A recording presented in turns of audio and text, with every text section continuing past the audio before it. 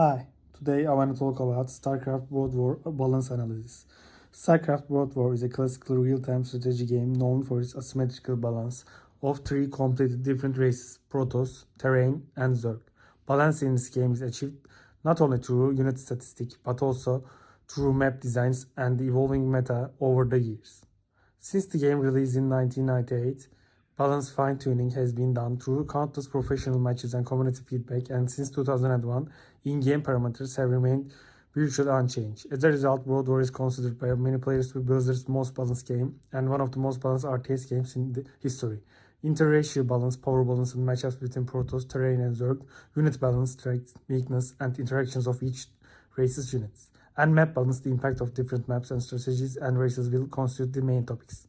First, I want to talk about unit balance and interactions. In StarCraft Brood War, each race has approximately a dozen unique units. By game design, each unit has specific strengths and weaknesses, creating an ecosystem of hard counters and soft counters. In the professional scene, which has lasted for over 20 years, some units have become indispensable while others are almost never seen. In this section, we will examine unit balance by race, which units are dominant or weak, their interactions and the points of imbalance discussed by the community. Protoss units, high technology and expensive power. The Protoss army consists of a small but powerful number of units. In general, Protoss units are stronger than Terrain or Zerg units of the same resource value, but they are more expensive and slower to produce. Therefore, the Protoss focus on minimizing casualties and conflicts and utilizing their units efficiently. Zealot, one of the most durable infantry units in a game, the Zealot is very effective in melee combat in the early minutes. With 100 health plus 60 shield, it has the upper hand in one-on-one against units like Zergling or Marine. It is the backbone of really raid strategies. However, due to its lack of range, it becomes weak against Vultures, Mines, or Zerg's lurkers in later minutes. Also, from the mid-game onwards, it can be easily scuttled without a speed upgrade. Nevertheless, fully equipped Zealots with upgrades, attack plus armor, are effective against Zerg, especially under Dark Swarm, and even if they can engage in open field combat against Hydras. In the end, Zealot is a very strong unit of the price. If it were too cheap, it could break the game. If it were too expensive, it would be unusable. Dragoon. The Dragoon is the range backbone unit of Protoss. Being both armored and range is very versatile. It can engage units like Marine, Vulture, Hydra, and Mutalisk at medium range. It's a universal unit found in most armor compositions. Its weakness is poor AI and pathfinding algorithm. It can get stuck in tight space and is agile. Also, because its damage type is explosive, it can deal full damage to small units. Therefore, a swarm of Dragons can be defeated by Zergling attacks or a large number of Marines alone. However, thanks to its high attack shield, it can last a long time. With upgrades, it becomes much more effective, range and attack. The Dragoon is at a critical point in a balance. It is the backbone of the Protoss army, neither too weak nor too strong. The only problem is that its micromanagement is somewhat clunky, which can be considered as the balance element. High Templar. Perhaps one of the most feared units of Protoss is the High Templar. While High Templars cannot attack directly, their Sonic Storm spell, when used correctly, can melt entire armies. A Bioterian army or Hydra Mutalisk community fully exposed to the spell would be almost completely annihilated. Therefore, High Templars are high risk, high reward unit. They are very fragile and can be instantly killed if used poison. However, if protect and allowed to accumulate energy, they can single-handle change of fate of a battle. The Power Storm is one of the most debated balances in Brood War, but counterbalances also exist. For example, Zerg players use Spear Micro to better with storms, while Terrain players try to neutralize samples with Medic's restoration ability or Science Vessel EMP. Archon. Formed by combining two High Templars, the Archon is particularly effective against Zerg with 350 shield points and splash damage. Being pure energy, it's resistant to biological damage. Its projectile damages the high-end area of effect, allowing to quickly destroy Mutalisk clusters and Zerglin swarms. Its weakness is no hail, and then its shield and its size falls into the large category, meaning it's vulnerable to siege, tank fire. Dark Templar. This assassin, which moves stealthy and deals very high steel damage, is one of the Protoss strategic assets. Without detection of Dark Templar can single-handedly destroy base, especially in P vs T. If the Terrain forget their detection unit, DT can wipe out all tanks. In P vs Z, it plays a critical role in a Corsair combination chasing an Overlord. The Dark Templar's power comes directly from its invisibility, so its counter is simpler. Observer units, scanner sweep, and detectors like the Overlord. Thanks to this balance, the DT is neither a complete reliable army unit, nor an unnecessary choice. When used correctly, it can win the game, but if used incorrectly, it's a waste of resources. Let's talk about Reaver, the Protoss siege weapon. The Reaver deals area damage by launching explosive projectiles called Scarps. A single Scarp, if properly done, can destroy swarm units with 100 damage. When played with micro power within the shuttle, very large armies can be defeated with very few units. Because of the potential power, the Reaver was initially seen as somewhat ambulance or nothing, First, its shots are delayed and somewhat inconsistent. Second, the Reaver is incredibly slow and vulnerable, and Reaver has transformed from an extremely powerful killing machine into a tool requiring mastery. A Reaver can kill 20 Hydras while in a bad position it can be destroyed by an even single Zergling. Corsair, added to Protoss field with Broodwar, the Corsair is an aircraft specialist for establishing air superiority. With its rapid fire and area of effect strikes, it's a formidable counter to swarms of Mutalisks. Thanks to Corsair's explosive damage, it swarms 11 Mutalisks from Zerg cannot stand with core courses. However, the Corsair can not attack ground units and it's not single target focused. In terms of balance, the Corsair generally considered a perfect tactical unit. Zerg players produce Scourge or quickly build Spore colonies remain in skies dominated by Corsairs. This concept creates a dual balance. Corsairs must evade Scourge and Zerg must evade Corsairs. Overall, the Corsair is indispensable for the Protoss, strengthening their hand in air to balance and does not pose any balance problem. For the Scott, the most controversial air unit of Protoss is the Scott. Unfortunately, the Scott is considered one of the least efficient units in the game. It's both very expensive and its role is already filled by Corsair and Carrier. On paper, the Scott is designed as a fighter against large airships. However, in practice, Terran also uses BCs, battle cruisers in PvD. There are no aircrafts larger than they would in PvZ, and using Scots in PvP is very risky. Therefore, the Scott is essentially left without a role. Let's talk about the Arbiter, the Protoss Advanced Air Support Unit. The Arbiter itself is weak in terms of attack, but two unique abilities can change the fate of the game. Recall and Status Field, Recall instant teleports 8 units around the Arbiter to their location on the map, Status traps enemy units in an ice target, temporarily taking them out of combat. This is especially useful for instantly disabling 8 or 10 turn takes. All these features make the Arbiter a large game unit PvP, however Arbiters are also expensive and limited in number. From a balance perspective, although the Arbiter can have powerful spells, it also has countermeasures. Terrain can use science vessels to EMP the air fighters, reducing their main defense to 0 or deploy penalty turrets and control their recall points. Terrain units, mechanical strength and flexibility. Terrain armor incorporates two distinct concepts: biological units, marine, medic, firebat, and mechanical units, vulture, tank, Goliath. This allows Terrans to choose between a bio or match strategy depending on the situation. Bio units are mostly used in TVZ, while mech units are used in PvD and TVD. Terrain units have also strong defense and high damage potential, but their mobility and numerical support are limited compared to other races. Now let's look at the main terrain units. First, marine, the basic infantry of the terrain. The Marine may seem like the weakest soldiers at the beginning of the game, but with medic and upgrade support, it can be extremely deadly. A single Marine deals 6 damage and has 40 health. However, when using a stim pack, its rate of fire doubles, and when healed by medics, these small units transform into giant killers. In Storms, the power of Marines multiples. A team of 12 Marines with a stim pack can even leave Zerg bases early in the game if there is no kind of preparation. Of course, the Marines' biggest enemies are splash damage and RS spells. Storm Reaver, Shot, Lurker's Taunt can instantly destroy them. In terms of balance, the Marine is an incredibly efficient unit at a cost of 50 minerals. This requires playing with a high macro, otherwise if a few Marines die unnecessarily, the terrain force will be depleted. The Medic, introduced as a Broodwar expansion, is a complementary partner of the Marines thanks to his healing ability. It extends the lifespan of the terrain bio army. Medics also have abilities such as optical flare and restoration. With optical flare, they can balance enemy units and reduce their vision to 1. Restoration removes harmful effects of friendly units. The Medic's true value lies in healing function. Its impact on balance is critical. Without medics, the terrain bio strategy cannot survive. However, there is a limit to the number of medics, as producing too many reduces the army's firepower. Firebat, Terran's flamethrower to Firebat in a short range area of damage infantry unit. It's very effective at the close range against biological units. Zergling Hydra. 2 Firebats on a shrinking ram can encounter Zerglings. In TVZ, 2 Firebats are usually added to Marine Medic armed counter Zergling raids, especially available in bunkers. Because the Firebat's role is limited and niche, the impact of the overall balance is low. It's neither very low store nor weak, very useful in the right place, confront the infinity, the wrong. The presence of such niche units in the game increases strategic depth. For the Vulture light armored Coricon is a vehicle of the terrain American army.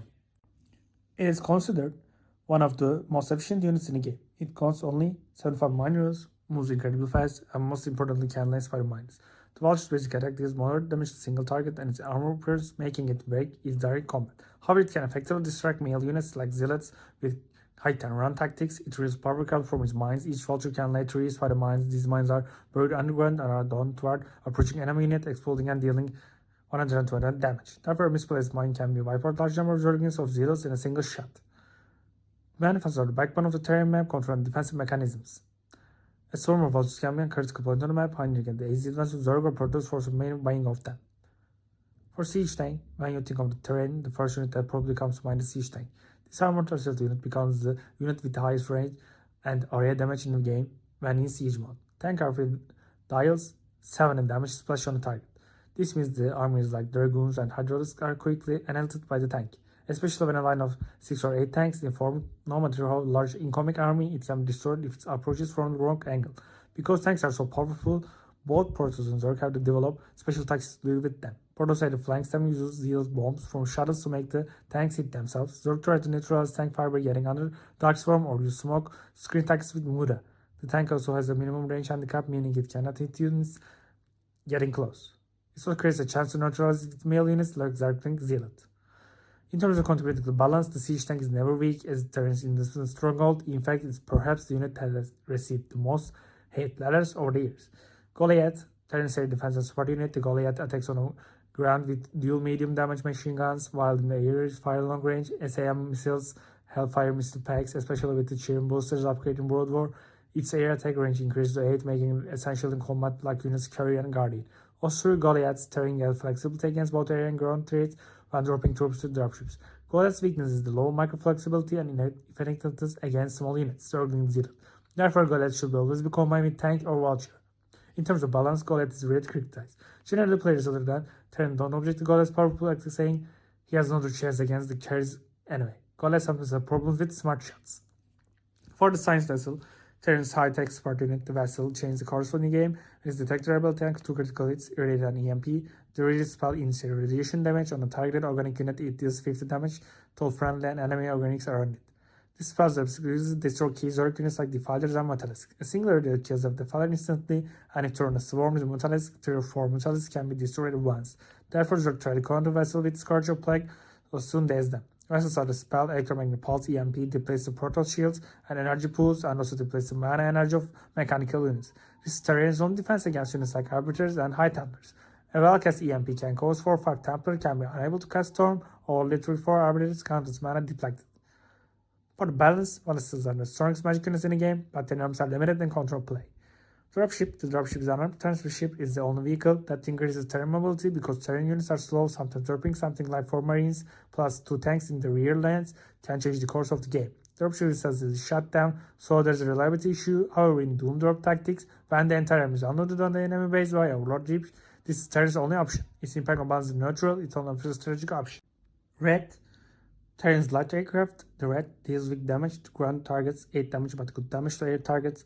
Its cloaking ability allows it to hunt down unsuspecting enemies. The Red is most commonly used in TVD as it's ideal for flanking tank stacks and hunting siege tanks. In TVZ, it's sometimes used as a 1-4-1 parade launch to hunt down Zerg overlords and early murders. However, generally the Red is the rescue unit due to its low HP and high cost. In terms of balance, the Red doesn't shine bright. In late game, a Red pack can be used against massive airships of all races because of its high DPS. Battlecruiser, Terran's most expensive and powerful airship. The Battlecruiser is rarely seen in practice, but can be found in very large game strategies. Upgraded pieces are incredibly durable against the unshielded units, can be unshot critical units from a distance with the Yamada cannon. They are almost never preferred except for TVD. Their impact on the balance is minimal, everything contains without BCs. They are only a colorful edition of final battles. Zergling, the Zerg's Zorkor warrior. The Zergling is very dangerous in groups, despite low health and damage. The most important advantage of the Lynx is that their speed and low cost. This allows them to spread all over the map and flank with agile movements. Their weaknesses are their helplessness against the splash damage of walls. A Firebird or Reaver can wipe out wrongly positioned Zergling swarm in seconds. However, Zerglings achieve unparalleled feats in tactics such as counterattacks and flanking. They are near imbalance against armor-piercing weapons within the dark swarms and add bonus. It is a balanced Zergling's unit that can do far more than its cost, but it depletes quickly and its effectiveness decreases as technology advances. Hydraulics, Zerg's range and versatile unit. The Hydraulics dominates the mid-game with attacks 1-to-1 attack, armor radio because it can attack both air and ground targets. It's backbone of the army. As mentioned, Hydra bots can be decisive in PvP, and their high DPS and moderate health, Hydras can even defeat Protoss armies when in large numbers. Their weakness lie on the splash damage and range effects like Tank Shot, Cyclonic Storm, and Reaver Scarp quickly deploy Hydras. In terms of balance, Hydra is perhaps the most beautifully balanced unit in Broodwar. Ultimately, Hydra is an indispensable part of the Zerg army, and a very successful example of symmetrical balance in terms of design. Lurker, introduced to Zerg by the Broodwar, is a groundbreaking unit in terms of defense and array control. It burrows on the ground and launches spikes, dealing splash damage along the line. Lurker fire from behind, cover from a ramp, can pierce through marine medic armies. In terms of balance, the Lurker provides Zerg with tremendous array defense tool, positively impacting the meta balance of PvZ and TvZ. Mutalisk, Zerg's agile aerial unit. The Mutalisk is both fear and love. Its super shot burst allows us to damage 3 different targets with a single shot, making it effective against large, light units. Most importantly, the Mutalisk can be moved and fired as a single mass unit using a technique called Stack Micro. It is vulnerable to effects like Corsair Volcar, Irradiate, and Psystorm. Therefore, the Mutalisk is like a glass cannon. If it's mastered, it shatters an opponent. If it's incorrectly, it shatters itself. In balance discussions, there is a low level of enable to counter Mutalisk micro level attacks. Scorch is a kamikaze unit produced for 20 minerals and 7 gases, dealing 110 explosive damage upon impact with target. They deploy in pairs. Scorch is critical to Zorg in establishing and dominance. It's ideal for hunting down the enemy's explosive air units. Scorch's weakness is, of course, the AI being easily fueled and its inability to attack the ground. A smart player can dodge Scorch without deconnecting them. In terms of balance, Scourge is low cost but demanding defense offense tool requiring attention and macro level attacks. It doesn't forgive players' error. A Scourge that dives into the wrong target is wasted. If it finds the right target, it has invaluable value. Defiler, perhaps Zerg's most vital unit in the Defiler. With Darkstorm and Plague spells, it elevates the Zerg army to another level. Darkstorm is an orange cloud that stops ground fire attacks under its claws. Units like Zergling, Ultrask, and Lurker are immune to tank or marine shells. From a balance perspective, Defiler is considered the only viable late-game solution for Zerg against terrain than Protoss. Guardian and Devourer. These two units evolved from Mutalisk in 5-5 tech, have relatively niche roles. Guardians fire long range assist rounds at ground targets capable of hitting beyond tank and turret terrain. They are used to break turrets, close box defenses, bunker plus tank. However, Guardians are very slow and vulnerable. Neither unit is frequently seen, but they can be useful in some island map or late game scenarios. The impact on balance is limited. Guardians are designed to be slow and easily targeted to avoid being overpowered, and Devourers alone wants to run an entire army but provides support. For the map balance, the importance of the battlefield, these 4-player symmetrical maps constitute the template for the standard Broodwar balance. Each corner features a secure base and natural expansion. Central area is relatively large and open, providing space for mobile armies. This map offers terrain, easily defensible expansion, and a high ground advantage, while the openness of the central area allows for the Zerg flank attacks. Ultimately, it creates a balanced playing field where each race can showcase its strengths and weaknesses. In Starcraft, map design is the most important external factor directly affecting the power balance of the races. Game developers have designed races with a map core balance that is, instead of absolute symmetrical unit strength, map features are intended to complete the balance. Therefore, maps are carefully selected and tested in professional tournaments. A poorly designed map can disrupt even the most balanced game system. In this section, we will discuss the effects of the map factor on balance, race success rates on famous maps, and the map design principles, balance factors in map design. The main factors affecting balance in a Starcraft map are starting positions and symmetry. Map symmetry is critical to providing equal conditions for all players. Especially 2 or 4 player tournament maps are generally designed with cyclical or mirrored symmetry so that no one has a geographical advantage. The distance between starting bases is also important. As the distance decreases, early rush strategies become stronger. While Protoss strengths the early zealot rush against terrain, cross spawn is especially better for Protoss to prolong to game against terrain. One analysis stated in the PvT, Protoss prefers cross positions, giving Protoss breathing room because terrain's long range attacks is delayed. In TvZ, close range makes terrain sunken burst attacks more dangerous, while disadvantage decreases at long range. Natural and third base structure. The defensibility of the first expansion base. Natural expansion is critical for each race. Terrain and Protoss generally build their game around 2 base economies. While Zerg won the third base relatively early, if the natural base is too exposed on a map, Zerg rushes or terrain early pushes tend to succeed. Therefore, tournament maps usually narrow the entrance of starting bases with a ramp, and natural bases also include a reasonable choke point. Ramps on the map make it easy for Protoss and terrain to defending as Zerglings, while Zerg slow down terrain advance by placing sunken defenses on the ramp. The location of the third base is also important. If the third base is easily captured, Zerg benefit greatly because they are the race that wants the third base the most. Map makers therefore generally prevent third bases from being completely free, as it involves small risks. Size and distance. Map size directly affects strategies. On small maps, starting points are very close together, resulting in a first-paced game and short matches. In this case, Zerg's early rush strategies or terrain initial marine medic race can be more deadly. On large maps, however, the distance between players is greater, making early game attack more difficult to deflect and tuning the game into the long macro-focused battle. In terms of balance, map size shouldn't favor certain races. For example, a messy map might benefit the Zerg because they like to spread out across the map, but the same map might hinder terrains, slow-moving tank strategies. To maintain this balance, tournament maps are generally kept to medium size, avoiding extremes. Elevation and terrain advantages in Broodwar high ground provides a significant advantage. A unit firing from below may miss. This mechanic has strategic depth to the maps. Ramps are important for this region. It's easy to defend base from above. Also, hidden areas of maps allow units like tanks to position themselves and control a large area. For example, in classical maps like Lost Temple, High Hills, or natural ridges provided a great firing range for terrain tanks, and these points were difficult to Zerg to reach. In modern maps, attention is paid to types of tank-dominant locations and access area made easier or completely blocked. Since high-grade mechanic strength and the terrain defensive and slow movement style, map designers try to balance this by offering side roads or backdoors with Zerg and portals as well. Narrow passage versus open areas. The battlefield of armies highlights this advantage of each race. Narrow corridors or passages are ideal for terrain tank line and Zerg Lurker wall. They can cover a large area with a small number of units. Additionally, the portals find a zealot wall plus storm combination more effective in confined spaces. Conversely, wide open plain offers formal flank opportunities, especially for a Zerg army, which can encircle terrain over a large area. The portals can also come with encircling terrain tanks in wide area, therefore maps generally present a mix of both narrow and wide areas. Island and semi-island maps consisting entirely of islands can be a nightmare for the Zerg because it takes time for Zerg to access transportation technology, whereas terrain can fly CCs and portals can immediately use shuttles. Maps with the semi-island bases where starting bases have limited but existing land connections have been tried. In these areas, terrain and portals generally have an advantage. The solution is the balance problem. Cartographers and narrow buildings, for example, the whole of Valhalla Island is connected to the mainland by the circular mine wall, allowing Zerg to break the stone and Zergling and leave the mainland if they wish. Such innovations were abandoned because they felt artificial. The most successful approach was to create maps with ISIS to reward each race equally, but where the main battles take place on land. For example, in the Python map, there are small island resources in the corners of the map. Resource allocation, the number of ores and gas available at base also is important parameter. Standard bases typically have 10 minerals plus 1 gas, while natural bases have 7-8 minerals plus 1 gas. Some maps intentionally play with balance by placing bases with insufficient resources. For example, on the Bloody Ridge map, the third gas was difficult to obtain, delaying the Zerg's 3 gas advantage. Resource allocation is critical, especially for the Zerg's gas needs. Once the Zerg find these gases, they can spam ultra dividers. If the terrains receive the second gas too late, their tank vessel production is restricted. Therefore, map makers generally try to make the third gas accessible in micro maps if the balance feels skewed in favor of the fraction. If the map gas locations can be adjusted.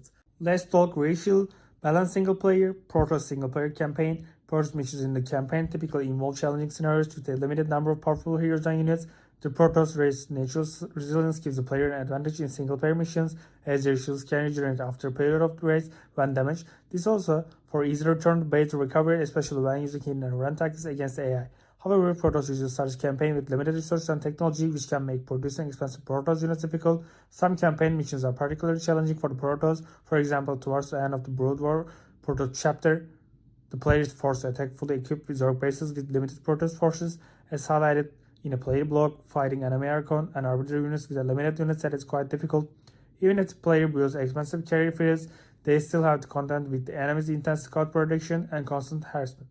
Such missions present a serious challenge despite the Protoss powerful units. However, it can be said that the strength of the Protoss shields and units provides the players with a resilience advantage, especially in defensive missions. Protoss gameplay in the campaign demands high strategic skill from the player, using small but effective units correctly and leveraging cyclic abilities are critical to success. Terrain single-player campaign. Terrain campaign missions generally involve defensive scenarios of building your base and achieving various objectives. Terrain defensive capabilities provide a significant advantage in single-player missions. For example, if you need to complete a mission by defending your base for a certain period of time, you might find that AI waves melt away in the face of tanks posted on a hill and the bunkers protecting them. Terrain's ability to repair its building is also beneficial for maintaining content in the campaign. However, terrain weakness can also become apparent in a single-player mode. In many missions, the slow production of terrain units and the distribution across different technologies make it difficult for the player to cope with time pressure. For example, in some missions against Zerg, it's necessary to produce air units like Wraith or Valkyrie to be prepared for both air and ground attacks, while simultaneously using tanks and marines against ground attacks. Terrain may need to manage multiple fronts simultaneously, even in the campaign. However, the terrain race offers perhaps the safest play style against AI. Building heavy defenses and advancing slow minimizes risk, making it possible to complete objectives. In particular, the terrain study steps forward rather than high risk, high reward offers a style that new players can adapt, especially in a single-player scenarios. Zerg single-player campaign. Zerg campaigns often push the players towards fast-power offensive tactics. The Zerg race possesses immense offensive power in a single-player scenarios. Simply invading the computer's bases with Swarm Zergling and Hydraulics is often an effective method. Some Zerg missions are time-constrained or require quick producing units and countering waves of enemies, which aligns with Zerg's philosophy. For example, when given the task of destroying an enemy base within a specific time limit, a Zerg player can quickly build several hatcheries and attack them mass to destroy the target before time runs out. However, playing with the Zergs in a campaign also presents challenges. Because Zerg units are relatively weak, significant losses can be incurred against the AI's defensive towers or powerful special units. The player also faces Zerg drone or soldier dilemma, since building an economy by producing labor drones and building an army are both based on the same resource, making the wrong choice early in the campaign can increase the difficulty of the mission. However, mission designs generally allow for finding the enemy's weak point and achieving a decisive victory with a sudden and devastating attack in keeping with the Zerg style. Playing on the Zerg side in some Broodwar missions can be particularly enjoyable but arduous. For example, the final Zerg mission requires fighting two different enemy bases simultaneously, which necessitates a constant cycle of production and attack. Overall, the Zerg campaign offers an experience that rewards aggression and punishes hesitation. Racial balance, Protoss, terrain, and Zerg multiplayer. The racial balance in Broodwar is summarized by classical rock, paper, scissors cycle.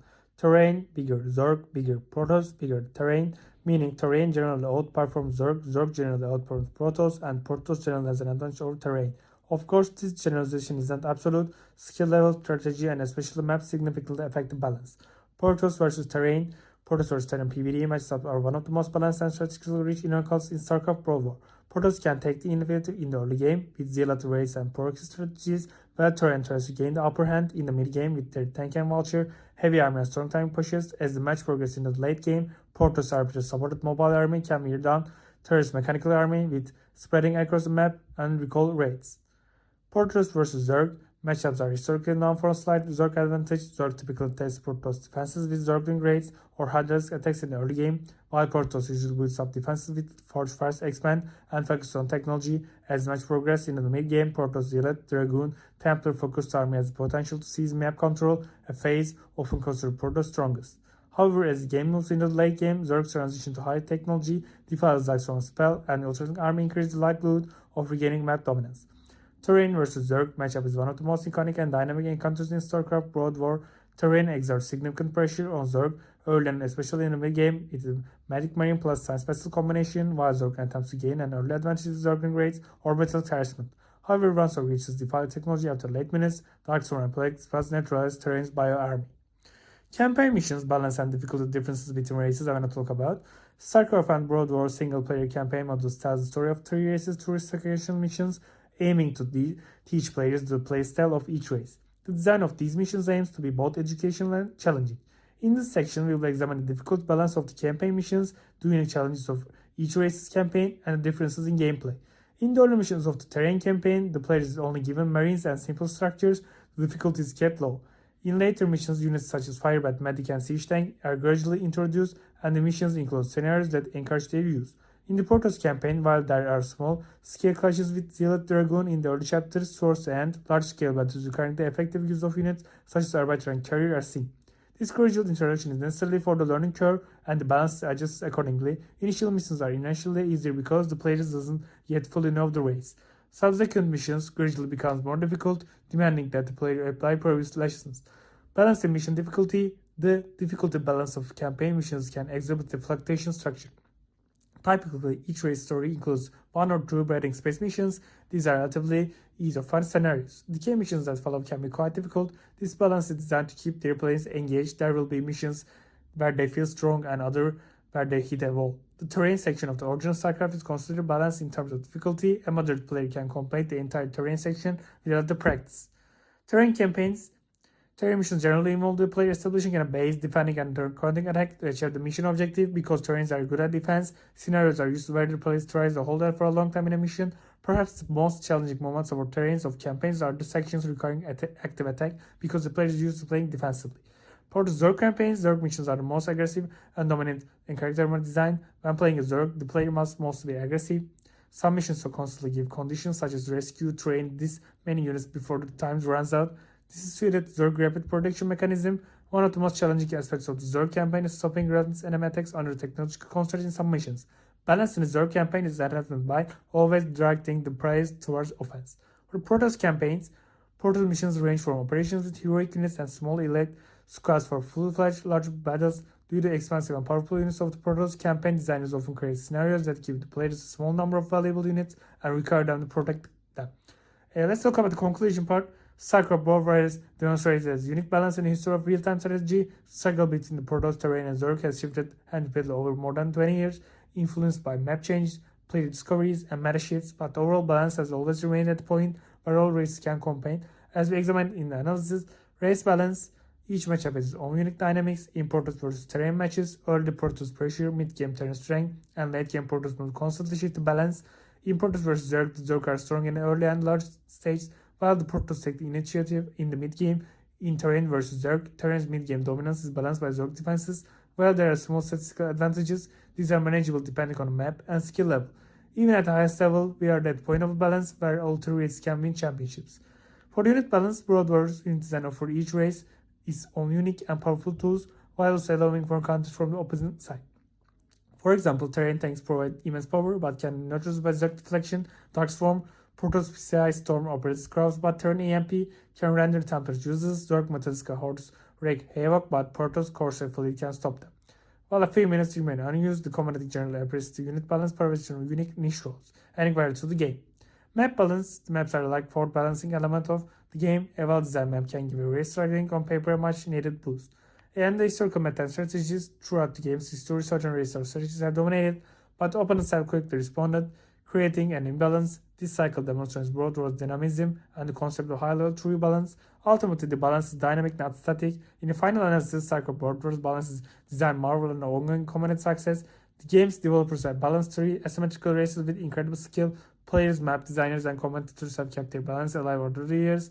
Whereas in terrain, much army slow advance against Zerg, a Protoss suppresses called terrain base with an arbiter, or a Zerg pink attack from all sides. In every scenario, the other side is a possible response. This is perhaps the true definition of the perfect balance. An environment where every move has a counter move, and the outcome of the game is determined by the order of moves and the skill of the players. Starcraft Broodwar, thanks to its legacy of balance, continues to live over 20 years later with its tournaments, streams, and player base. The never-ending dance of the two races continues to inspire admiration in each new generation. Let's conclude with the words of community members who witnessed for the balance struggle. A Broadway War is a Blizzard most balanced game, is my opinion, and thank you for your listening.